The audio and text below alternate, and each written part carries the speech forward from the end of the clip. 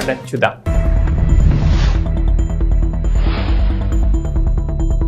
ఆంధ్రప్రదేశ్ ప్రభుత్వం కీలక నిర్ణయం. రాష్ట్ర వ్యాప్తంగా పెండింగ్ లో ఉన్న టిట్కో ఇళ్లను పూర్తి చేసేందుకు సిద్ధం.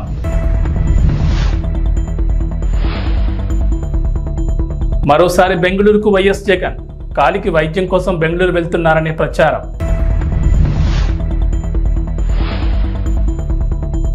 సుప్రీంకోర్టును ఆశ్రయించిన గులాబీ బాస్ కేసీఆర్. కమిషన్ రద్దు చేయాలంటూ సర్వోన్నత న్యాయస్థానంలో పిటిషన్ దాఖలు.